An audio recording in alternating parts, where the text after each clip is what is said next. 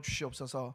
오늘 청년부원회 또 동아리 활동으로 함께 하게 됩니다. 하나님 아버지, 서로에게 마음을 열고 즐겁게 교제할 수 있도록 인도하여 주시옵소서.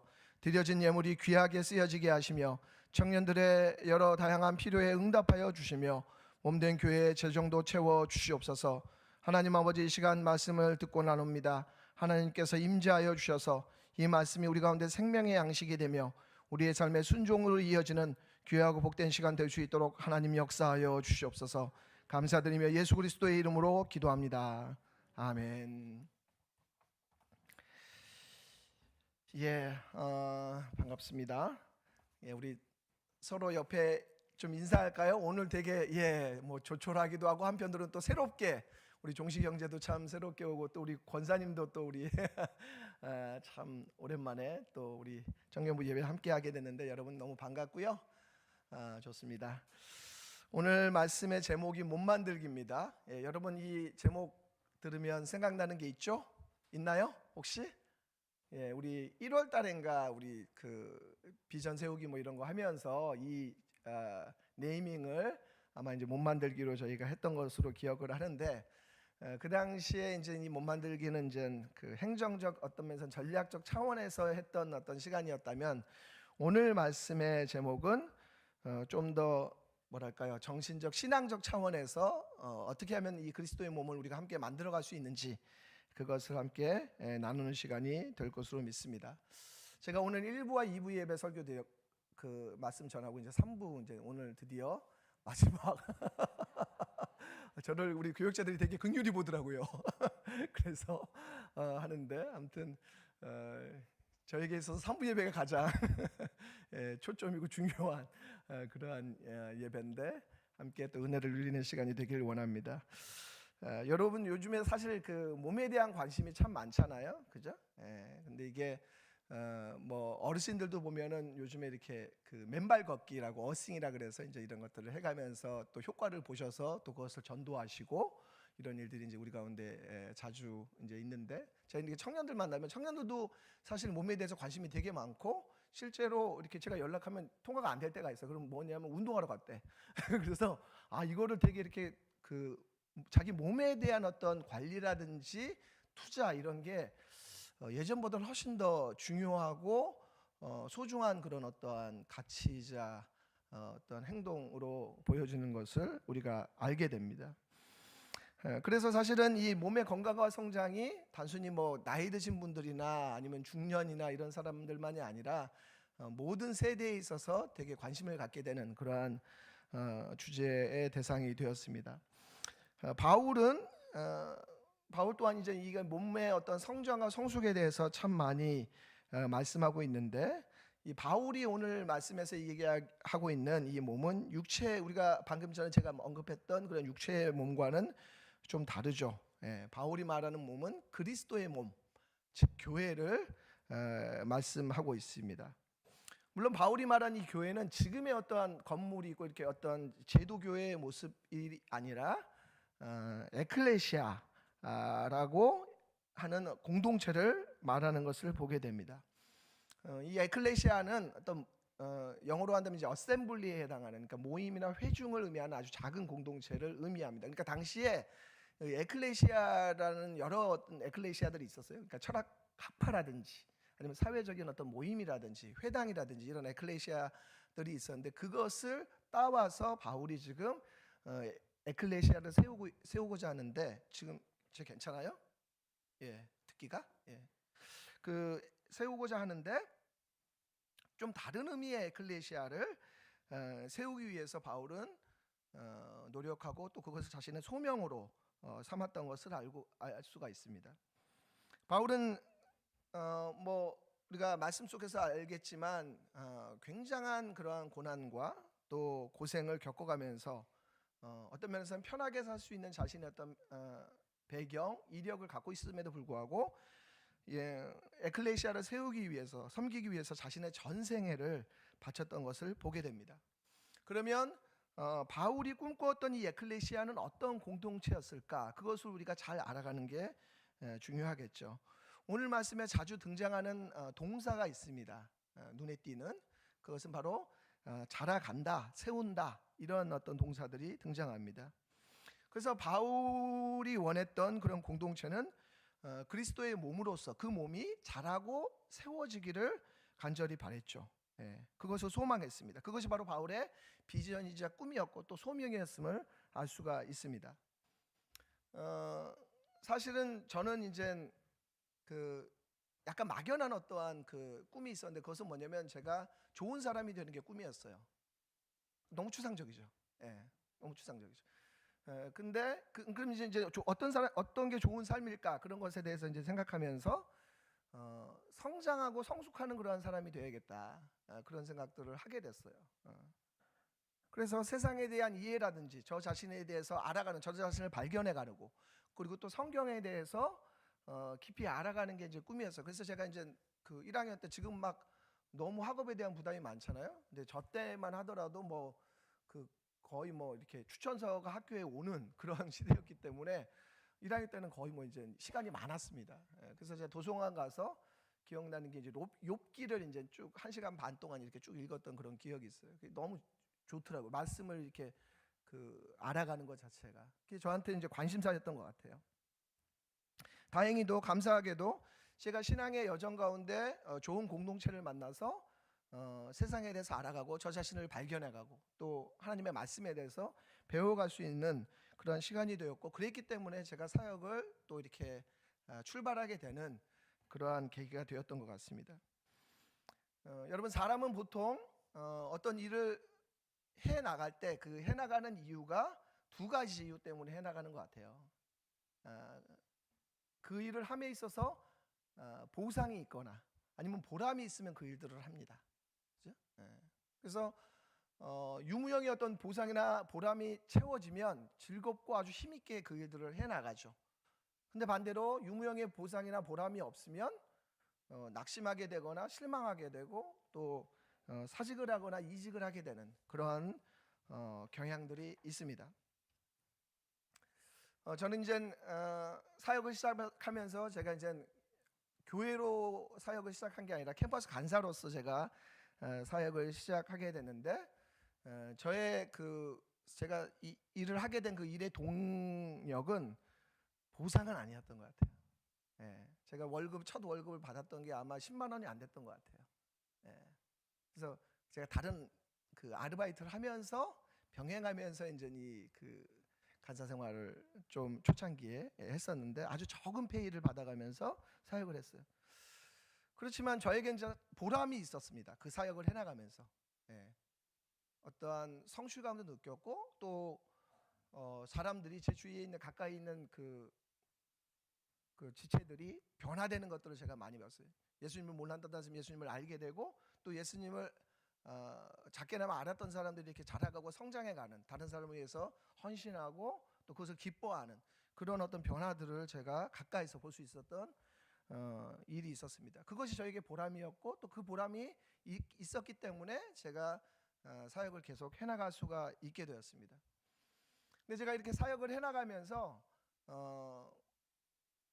착각하게 된 게 뭐냐면 그 보람과 보상으로만 사역하는 게 아니구나, 일하는 게 아니구나라는 것을 알게 됐어요. 진정한 일의 동력은 은혜임을 제가 깨닫게 됩니다. 그러니까 예수 그리스도를 통한 구원과 여전히 하나님께서 제 삶 가운데서 또 교회를 통해서 하고 있는 그 구원 활동을 제가 경험해 가면서 맛봐가면서 그것이 바로 진정한 사역과 관계와 또 일의 동력이 되어야 한다는 것을 제가 새롭게 깨달아 알아가고 있습니다. 여러분, 이 에베소서를 쓴 바울은 자신의 부르심과 소명을 언제나 예수 그리스도 안에서 발견했던, 그래서 십자가의 도가 바울에게 있어서는 자긍심이고 자부심이었음을 알 수가 있습니다. 그래서 갈라디아서 6장 말씀 보면 우리 주 예수 그리스도의 십자가 외에 결코 자랑할 것이 없나니라고 말씀합니다. 여러분, 바울은 사실 자랑할 게 많았던 사람이잖아요. 그의 가문이라든지 배경이라든지 학식이라든지 그런 모든 부분에 있어서 바울은 자랑할 것이 많았던 사람임에도 불구하고 바울은 자신의 자랑의 근거, 자부심의 근거를 어디서 발견하냐면 우리 주 예수 그리스도의 십자가, 외에는 결코 자랑할 것이 없다라고 말하는 것을 보게 됩니다.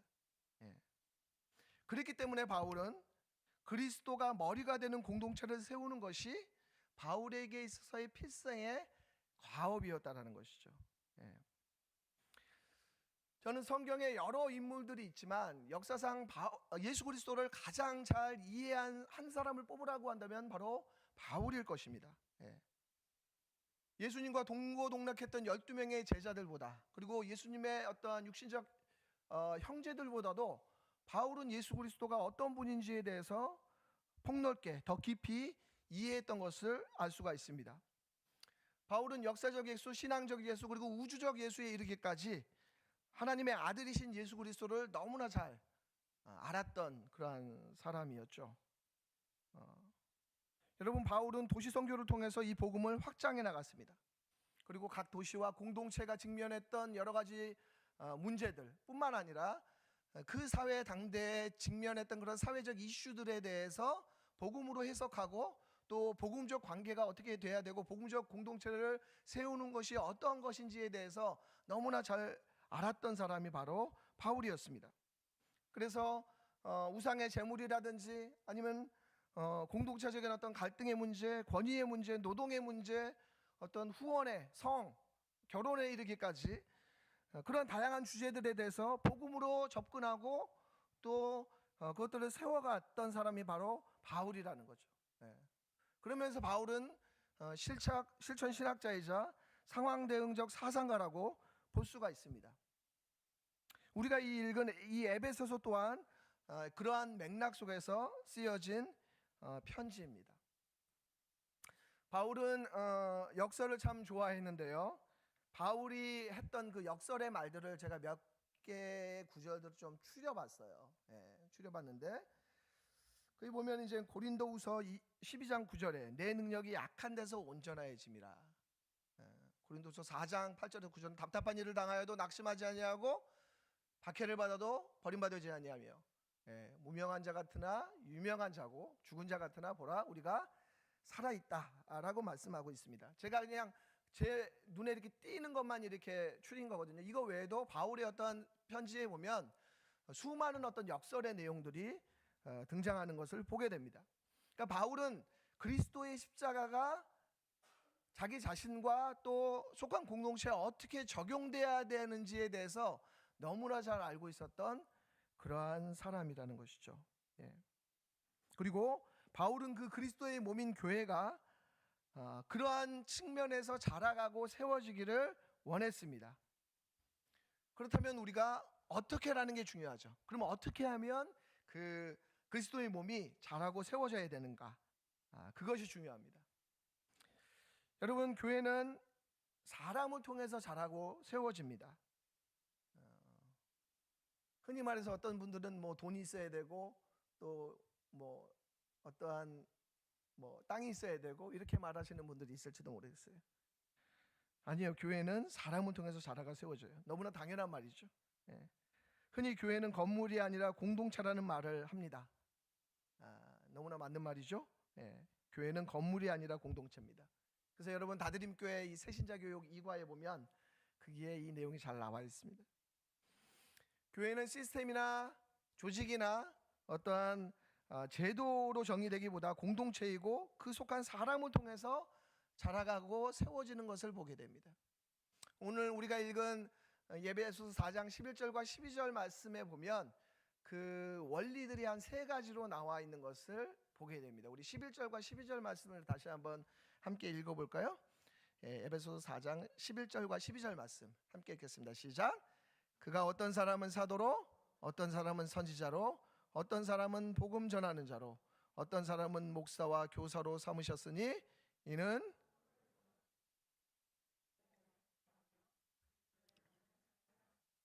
아멘. 이 11절과 12절 말씀 속에서 원리들인데 그 첫 번째 원리는 뭐냐면 몸을 세우는 주체는 바로 그리스도라는 것입니다. 11절 말씀에 보니까 다양한 역할을 감당하는 사람들이 등장하고 있습니다. 어떤 사람은 사도로, 어떤 사람은 선지자로, 복음 전하는 자로, 목사와 교사로 세우셨다고 합니다. 근데 그 주체가 뭐냐면 그 사람들을 세우는 주체가 바로 승천하신 그리스도라는 것이죠. 예. 그러니까 공동체가 사람을 세우는 게 아닙니다. 그러니까 우리는 흔히 말해서 이렇게 투표해서 이렇게 사람을 세운다고 하지만 실제로 그것을 우리가 받아들일 때 하나님께서 나를 세우셨다라고 하는 그런 확신과 믿음이 있어야 되는 것이죠. 우리가 사람들이 선동해서 우리가 세워지는 것이 아님을 알 수가 있습니다. 예. 바로 우리를 세우는 것은 예수님께서 사람을 세우신다는 것이죠. 이것이 1차적인 부르심이고 가장 중요한 소명일 수가 있습니다. 처음에는 주로 이런 생각을 하는 것 같아요. 임직식이라든지 아니면 어떠한 총회라든지 이런 것들을 하면은 그렇지, 하나님께서 나를 부르셨지, 세우셨지. 근데 시간이 지나가면 우리의 생각이 어때요? 하나님께서 부르셨다라는 그 감각, 그 이해가 서서히 식어지고 사라지는 것들을 보게 돼요. 그런 것들을 보게 됩니다. 하나님과의 수직적 관계에서 오는 정감과 확신이 없으면 우리는 자꾸 수평적 차원에서 뭔가를 얻으려고 해요. 다른 사람들의 인정이나 칭찬이나 격려나 평가나 이런 것들을 자꾸 확인받으려고 합니다. 그래서 우리 마음 가운데 스물스물 원망과 섭섭함과 어떠한 갈등과 이런 것들을 겪게 된다라는 것이죠. 내가 누구로부터 받은 이 역할이고 소명인지 그것을 경험해 갈 때 우리는 여러 우리 가운데 일어나는 그러한 어떤 어려움과 시험들을 이겨나갈 수가 있을 것입니다. 두 번째 원리가 있습니다. 그것은 뭐냐면 세워진 지체들의 은사와 역할에는 우위가 없다라는 것입니다. 여기서 말하는 이 성령의 은사들은 역할이지 신분을 의미하는 것이 아니다라는 것이죠. 바울은 성령의 은사에 있어서 에베소서만이 아니라 고린도전서 12장과 또 로마서 12장에서도 동일하게 말씀하고 있습니다. 그러나 이 에베소서에서 말씀하고 있는 이 성령의 은사들은 특별히 가르침의 은사에 대해서 말씀하고 있어요. 여러분, 가르침의 은사는 초기 교회나 초대 교회에서 아주 중요했던, 그러니까 교회를 세우는 그런 어떤 시점에 있어서 이 가르침의 은사가 굉장히 중요하죠. 근데 이 가르침의 은사들은 사람들에게 드러나기 쉽고 또 자랑하기 쉬운 은사들입니다. 여러분, 바울의 어떠한 그 사상에 있어서 아주 중요한 어떤 그 사상이 있다면 그것은 평등 사상입니다. 유대인이나 헬라인이나 종이나 자유인이나 남자나 여자나 다 그리스도 안에서 하나다라고 얘기합니다. 지금 이 시대의 그 말은 그렇게 새로운 표현이 아닐 수가 있어요. 그러나 당시에 그 표현은 너무나 계급적이고 차별화되는 그 사회에 있어서 이 표현은 굉장히 불온한 사상이자 되게 위험한 그러한 발언일 수 있었다라는 것이죠. 그러나 바울은 그 이야기를 해나가면서 교회 안에서 그리스도 안에서는 어떠한 사람도 계급화되거나 서열화될 수 없음을 분명히 말하고 있습니다. 누가 높고 낮지 않다라는 것이죠. 그렇기 때문에 우리가 어떠한 역할을 한다고 해서 자랑할 이유도 없고 어떠한 직분이 아니라고 해서 위축될 필요도 없습니다. 그리고 단지 이 성령의 은사들을 주신 이유는 자신의 이익을 위해서가 아니라 타인의 유익을 위해서 주어졌다라는 것입니다. 그래서 그것이 자연스럽게 세 번째 내용으로 이어지는데요. 은사를 주신 이유와 은사를 주신 목적은 바로 12절 말씀에 나오는 것처럼 바로 그리스도의 몸을 세우는 것입니다. 그리스도의 몸을 세우는 것. 12절 말씀에 성도를 온전하게 하고 봉사의 일을 하게 하며 그리스도의 몸을 세우기 위해 주셨다라고 말씀하고 있습니다. 하나님께서 우리에게 은사를 주신 것, 그것은 바로 우리 자신을 위함이 아니라 타인을 위함이라는 것입니다. 우리의 존재감을 드러내기 위함이 아니라 그리스도의 몸을 세우기 위한 그러한 목적이라는 것입니다. 타인을 지배하거나 통제하거나 은근히 의스대기 위해서 우리 가운데 은사를 주신 것이 아니라 하나님께서는 섬김의 목적으로 우리 가운데 은사를 주셨다는 것이죠. 그런데 우리의 어떤 죄된 욕망, 우리의 죄성, 우리의 이기심, 그것들은 우리가 가진 은사를 통해서 존재감을 확인받고 싶어요. 내가 이 정도 하지. 나의 은사를 나타내고 싶어 합니다. 몸을 세우기보다는 자기를 세우고자 하는 마음이 우리 가운데 계속 스물스물 올라온다라는 것입니다. 이러한 그리스도의 몸의 원리를 따라갈 때 우리는 신앙적 어린아이에서 벗어나 성장해 갈 수가 있습니다. 이 어린아이의 특징이 에베소서 4장 14절 말씀에 나타나고 있는데, 우리 14절 말씀을 같이 한번 읽어보도록 하겠습니다. 14절 말씀 함께 읽겠습니다. 시작. 이는 우리가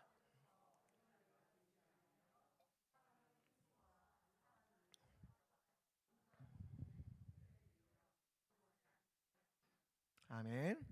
예, 오늘이 어린이 주일이거든요.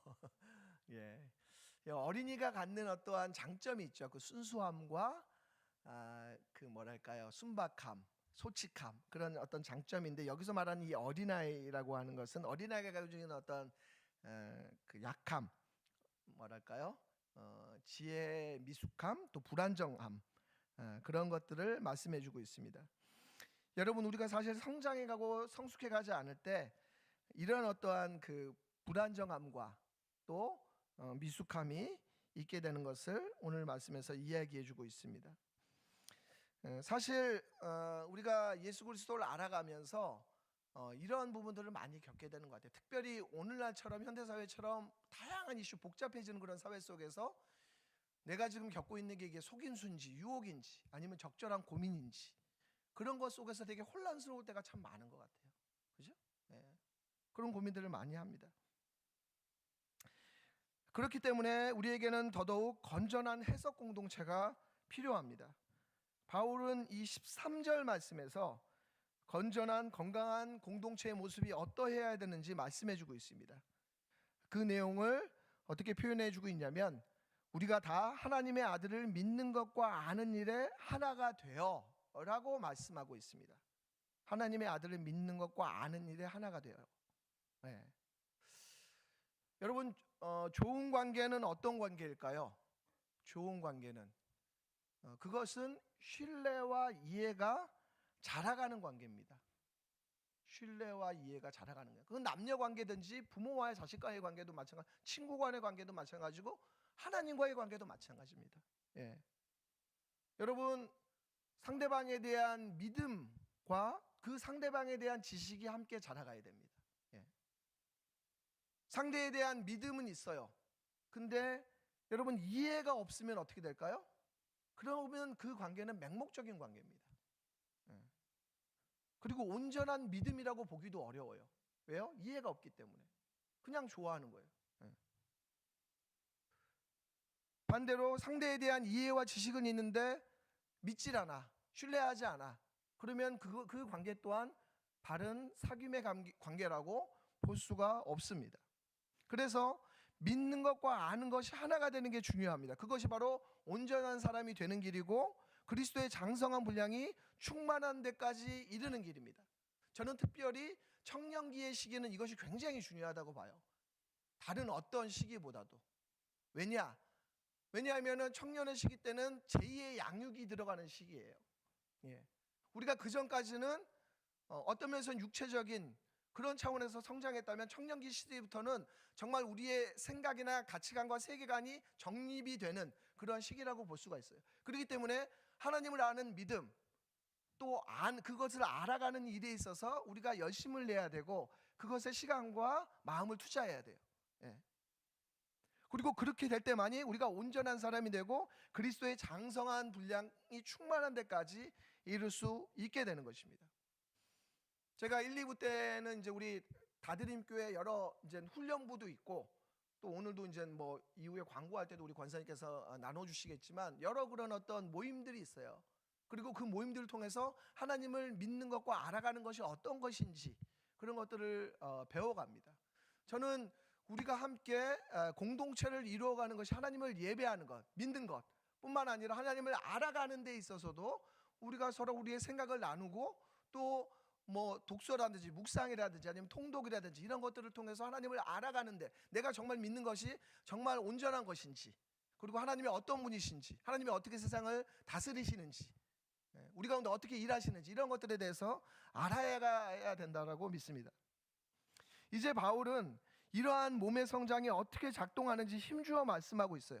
우리가 더 이상 어린아이의 미숙함, 불안정함에 살아가는 것에서 벗어나서 어떻게 하면 그리스도의 몸이 세워지고 자라가게 해야 되는지에 대해서 말씀해 주고 있습니다. 그것이 15절과 16절에 말씀하고 있는데, 15절 말씀이 어떻게 얘기하고 있냐면 오직 사랑 안에서 참된 것을 하여라고 말씀하고 있습니다.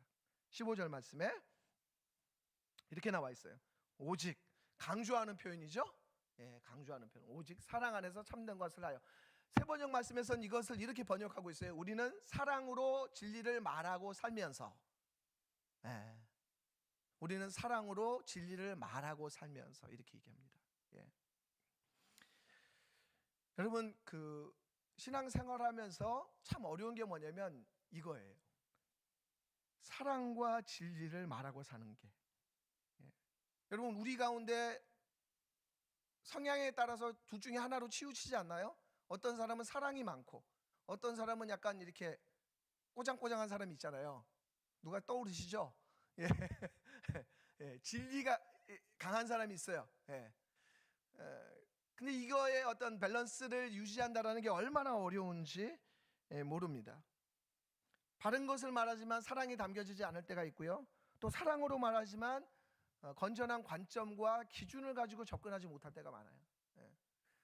제가 이제 자녀를 양육하고 또 그 공동체 안에서 동역을 해나갈 때 이것에 어떤 긴장과 충돌을 느낄 때가 많습니다. 특별히 자녀를 가르치면서 부모에게는 어떤 마음이 있냐면 얘가 정말 잘 컸으면 좋겠어. 그래서 뭔가를 자꾸 바꾸고 싶어 합니다. 근데 아이들은 자기 하고 싶은 대로 하잖아요. 예. 근데 부모 입장에서는 이렇게 했으면 좋겠어서 자꾸 이제 어떠한 그 행동이나 선택, 태도를 이야기합니다. 예. 그러면 이제 그 자녀들은 어떻게 그 받아들일까요? 제가 이렇게 해라라고 하면은 우리 아빠가 진짜 너무 참 나를 사랑해 주셔가지고 이렇게 귀한 말씀을 하시는구나, 이렇게 받아들일까요? 아니죠. 예.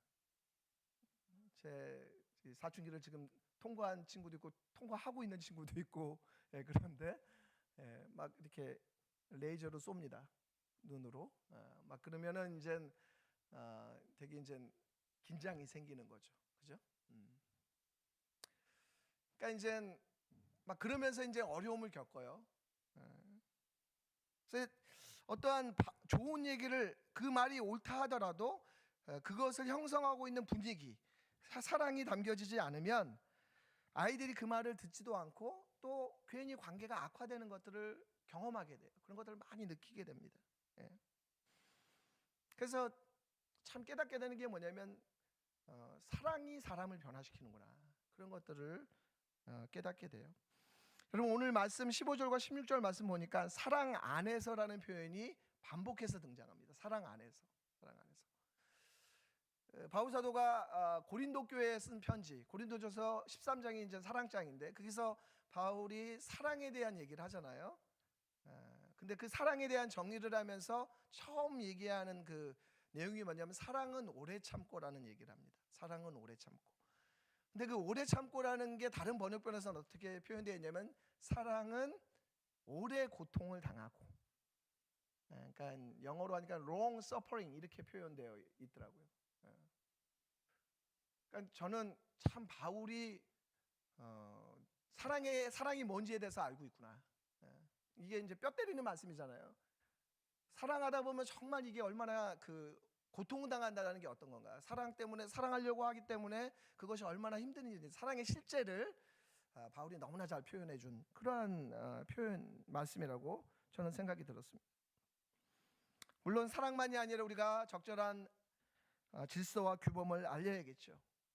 사실 이 둘, 사랑과 진리 사이의 균형을 사람의 성향에 맞게 접근한다라는 것이 얼마나 어려운지 모르겠습니다. 그러나 몸의 성장을 위해서는 이 두 가지는 반드시 다 필요하다라는 것이죠. 사랑도 필요하고 진리도 필요합니다. 그리고 그것이 오늘 15절 말씀에 보니까 범사에 모든 면에서 자라가라라고 권면하고 있습니다. 그러니까 우리가 하는 어떤 교회 생활에서만이 아니라 우리의 가정에서, 또 친구 관계에서, 우리의 언어 습관에서, 또 우리의 일처리 방식에 있어서, 직장 생활에 있어서 모든 부분에 있어서 자라가라라고 그렇게 말씀하고 있습니다. 그러나 바울은 이 말씀을 마무리하면서 이러한 몸의 성장이 각자 도생을 통해서 이루어지는 것이 아니라고 말씀합니다. 16절 말씀에 보니까 서로 연결되고 또 상호 보완을 통해서 몸의 성장이 이루어진다라고 말씀합니다. 상호 연관성과 상호 의존성을 말씀해 주고 있습니다. 사실 오늘날 살아가는 시대는 초개인 사회라고 할 수가 있습니다. 뭐 1인 가구의 어떠한 지표를 얘기하지 않는다 할지라도 사람들의 성향이 개인의 어떤 취향이라든지 가치를 중요하게 여기는 시대로 아주 빠르게 흘러가고 있어요. 뭐 그것이 교회 안에서도 이루어지고 있고, 저도 최근에 뭐 우리 청년들하고 개인적으로 이번 주도 만나서 대화를 하는데 그런 얘기를 하더라고요. 그냥 이렇게 예배만 편하게 왔다가 드리고 그냥 갔으면 좋겠다. 그러니까 이제 공동체로서 뭔가 이렇게 하고 엮이고 이런 것들을 되게 이렇게 부담스러워하고 어려워하는 그런 모습들을 보게 되는 것이죠. 확실히 현대 사회는 제도적 교회에 대한 거부감이 강해지고 있는 것들을 보게 됩니다. 그러나 관계적 교회로서, 공동체로서에 대한 갈망은 여전히 우리 가운데 있는 것이죠. 그리고 그런 관계적 교회를 경험해 갈 때, 공동체를 경험해 갈 때 우리 자신이 오늘 말씀에 비추어 볼 때 온전한 사람이고 장성한 분량으로 성숙해 간다라는 것을 맛보게 됩니다. 저 개인도 그런 것 같아요. 제가 오랫동안 저는 이제 팀 사역을 많이 해왔거든요. 여러 이제 동료들하고 함께 같이 사역을 해나가는 그런 팀 사역을 많이 했고, 그 팀 사역을 통해서 제가 많은 유익을 누렸어요. 제 안에 없었던 은사들이 동료 은사들을 통해서 제 안에서 채워지고 이렇게 하여튼 형성되어져 가는 것들을 제가 많이 경험했습니다. 어떤 주제에 대해서 바라보는 사안이나 사람에 대한 분별력, 지혜, 이런 것들을 팀 사역을 통해서 제가 많이 얻을 수가 있었습니다. 여러분은 홀로 온전해지거나 성숙함에 이르는 사람은 아무도 없습니다. 영적 교만으로부터 자유로운 사람은 아무도 없어요. 그것을 반드시 기억해야 됩니다. 우리는 홀로 설 수 없습니다. 제가 다디림교회에 온 지가 한 9개월 됐어요. 제가 이 말씀을 했더니 일부 예배 끝나고 어떤 성도님이 저한테 그러더라고요. 9개월밖에 안 됐냐고요? 원년 멤버인 줄 알았습니다. 그렇게 얘기를 하더라고요. 그래서 제가 아직 초짜입니다. 그렇게 얘기했는데 제가 이제 그런 생각을 해요. 하나님께서 왜 저를 다드림교회로 불러주셨을까라는 생각들을 중간중간에 이렇게 합니다. 하나님의 부르심과 또 소명이 무엇인지 그것들을 이제 확인하고 또 숙고하는 그런 시간들을 갖습니다. 그러면서 제가 깨달은 건 뭐냐면 저에게 이 다드림교회 와서 제가 받은 선물이 있어요. 그것은 뭐냐면 제 안에서 찬양이 회복되어 가고 있다는 거예요. 그래서 찬양하는 시간이 굉장히 즐거워요. 제가 찬양을 그닥 그렇게 좋아하는 성향의 사람은 아니거든요.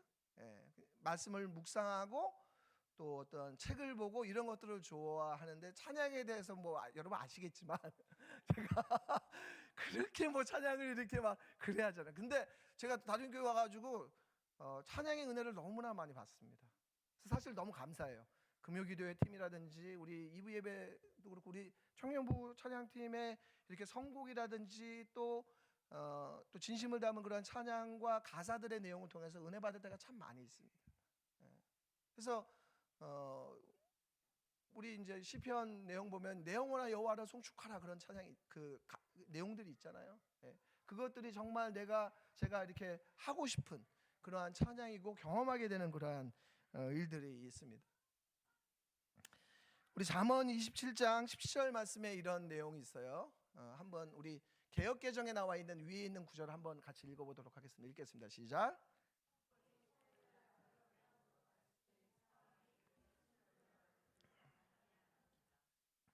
이 말씀이 세번역에서는 쇠붙이는 쇠붙이로 쳐야 날이 날카롭게 서듯이 사람도 친구와 부대껴야 지혜가 예리해진다라고 말씀하고 있어요. 예. 여러분, 지혜가 얼마나 중요합니까? 지혜를 얻는다는 것이. 예, 우리가 야고보서 말씀 보면 우리가 기도함을 통해서 지혜가 부족하거든 구하라라고 말씀하고 있잖아요. 우리가 기도함을 통해서 우리가 지혜를 얻을 수 있습니다. 선악을 분별하는 지혜, 그리고 삶을 변화시키는 지혜가 우리 모두에게 필요합니다. 여러분, 우리가 이런 비교들을 많이 하잖아요. 지식과 지혜에 대해서. 지식은 뇌를 활용하는 것이라면 지혜는 마음의 헌신을 통해서 삶을 변화시키는 능력이에요. 네. 그래서 어떤 면에서는 행동이고 삶을 바꾸는 그런 어떤 그 액션의 어떤 느낌이 있는 거죠. 지혜로운 사람들은, 그죠? 네. 그래서 지혜가 없는 지식은 오만해지고요. 또 지식이 없는 지혜는 겉돌게 되기가 쉽습니다. 그리고 이러한 지혜는 무디어지면 안 되고 예리해져야 된다고 얘기하죠. 근데 그 예리해지려면 어떻게 해야 돼요? 오늘 말씀해 보니까 세 번역에 친구와 부대껴야 지혜가 예리해진다 라고 얘기합니다. 예. 친구와 부대껴야 지혜가 예리해진다. 근데 우리 가운데 있는 도전은 뭡니까? 친구와 부대끼기를 또 엮이기를 싫어한다라는 거예요. 예. 싫어한다. 물론 코로나의 영향일 수도 있고 시대의 변화일 수도 있습니다. 그러나 우리가 깨닫게 되는 것은 뭐냐면 우리는 혼자 있을 때 온전해질 수 없다라는 거예요. 예. 우리는 혼자 있을 때 장성한 분량으로 자라갈 수가 없어요. 자라갈 수가 없어요. 우리는 연합과 연대를 통해서 그리스도의 장성한 분량으로 자라갑니다. 근데 방식은 뭐라고요? 사랑과 진리 안에서. 저는요, 자녀를 키우면서 이것을 너무나 많이 경험해요. 어떠한 공기 속에서 살아가느냐에 따라서 아이들이 성장합니다. 어떠한 공기 속에서. 저는 교회 공동체도 마찬가지라고 생각해요. 그 교회 공동체 안에 어떠한 공기가 흘러가고 있는가.